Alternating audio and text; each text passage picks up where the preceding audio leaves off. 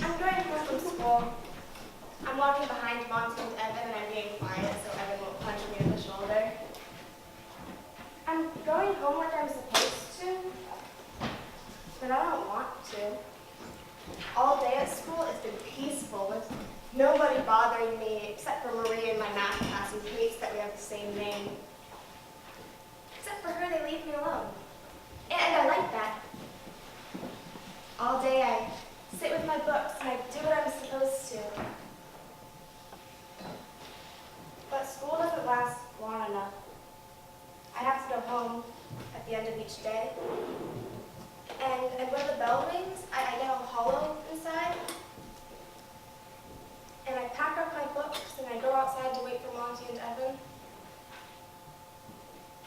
We go home the long way, and we walk really slowly. We don't talk unless we're arguing, and we're all thinking the same thing. Wondering what it will be like when we get home.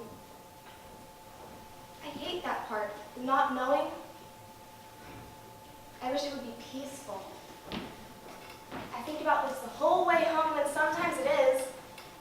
Sometimes, Mama comes to walk us home instead of Monty, and I can tell by how she looks if everything is okay or not. If she's smiling and her hair is brushed and she looks me in the eye, then I know it's all okay.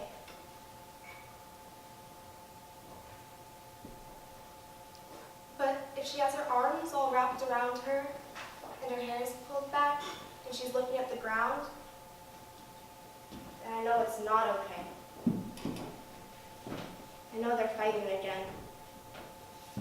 And then I don't want to go home more than anything. I wish school lasted longer. Sometimes I wished it lasted so long I could spend the night. I told this to my friend Candy once. We have most of our classes together and she likes me. She didn't understand. She said all I need is a boyfriend. But I think about my dad, and I'm not so sure that I want one.